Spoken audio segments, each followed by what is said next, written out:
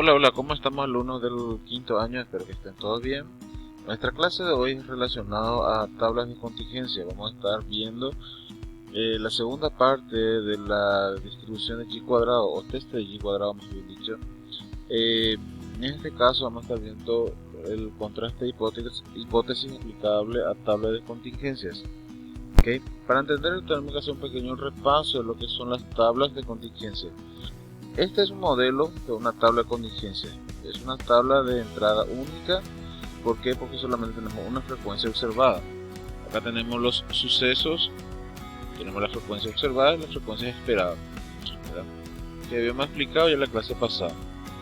La frecuencia observada se le llama frecuencia de entrada única, si es que solamente tiene una sola fila, habíamos dicho. Y la cantidad de columnas se representa con la letra K.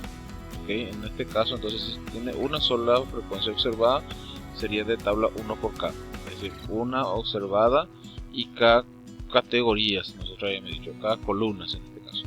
Ahora, si tenemos más de una frecuencia observada, sería H por K. Esto también hemos explicado en la clase pasada, un pequeño repaso. Entonces, las frecuencias a la tabla en sí, que habíamos visto que teníamos H por K, H fila y H y K columnas, a esto es lo que se le llama tabla de contingencia. ¿Está bien? Y vamos a estar aplicándolo esto a prueba de hipótesis, tratando de determinar si las frecuencias observadas difieren significativamente de las frecuencias esperadas. Habíamos también hablado sobre los grados de libertad. El grado de libertad se representa con la letra B en el caso de que se tenga un solo parámetro, o no, más bien dicho, no se tenga en consideración los parámetros poblacionales. Entonces el grado de libertad sería h-1 por k-1. Habíamos dicho que h y k tiene que ser mayor que 1. ¿Ok? h-1, k-1. En el caso de que tengamos en consideración el número de parámetros, vamos a representar con la letra m. Entonces el grado de libertad sería h por menos 1 por k-1 menos la cantidad de parámetros, que sería 1. Que sería m. Entonces, esto también habíamos explicado la clase pasada. También habíamos visto lo que son la corrección de chates a la continuidad, es decir, esto solamente vamos a estar teniendo en consideración en el caso de que se tenga distribuciones continuas para datos discretos. ¿Okay? Distribuciones continuas para datos discretos. El corrector de chates es esta, la fórmula, que sería observada 1 menos esperada 1, la diferencia en valor absoluto menos 0,5 elevado al cuadrado sobre esperada 1. Y tenemos acá la lista de fórmulas. ¿Okay? Esta fórmula solamente se va a aplicar cuando el grado de libertad es igual a 1. Bueno, lo nuevo. Los anteriores, repito que son clases repasadas, ya habíamos desarrollado. Lo nuevo no tenemos aquí la fórmula simple para calcular y cuadrado. Hay una fórmula que me facilita, digamos así, para determinar el valor de y cuadrado para tablas de contingencia de tipo 2x2 o 2x3.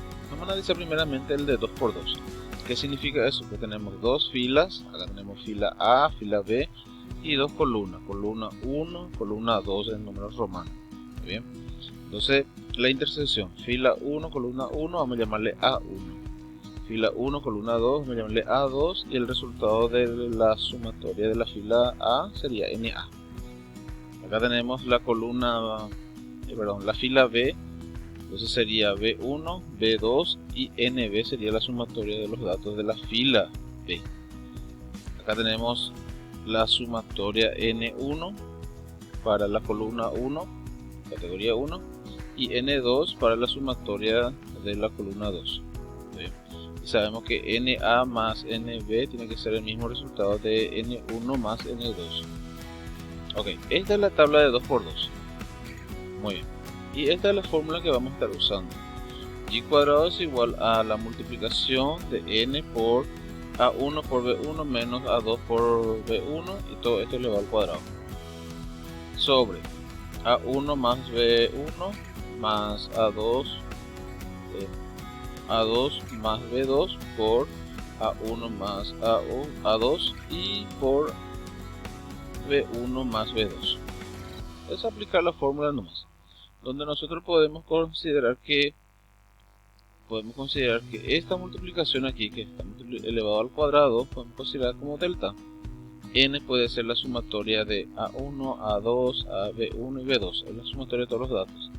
N1, que es la sumatoria de A1 con B1, esto está en la tabla acá.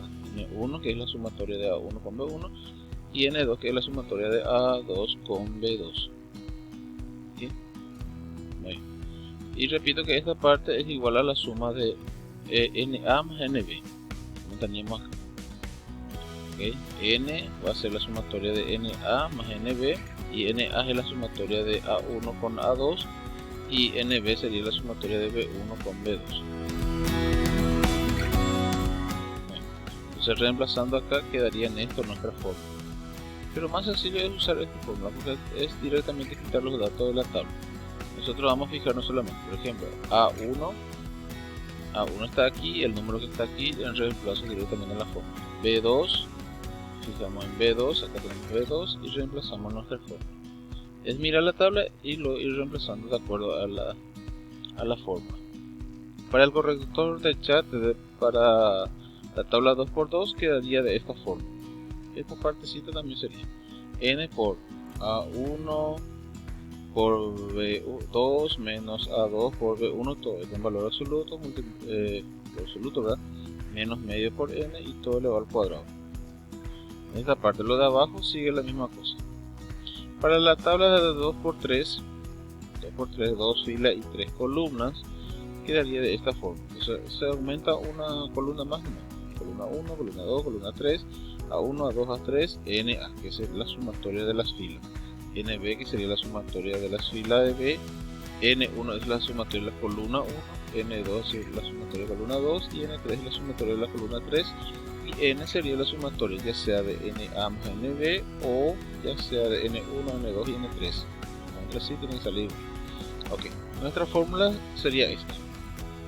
Bien, es solamente reemplazar, como le dije, N, ¿cuánto sería N? El resultado que sale acá de la tabla. NA, que sería el resultado de la suma de la primera fila. A1 es este valor que va a estar acá en la tabla elevado al cuadrado, y N1, que sería el resultado de la suma de la primera columna. ¿Se dan cuenta? Es reemplazarlo directamente con los datos.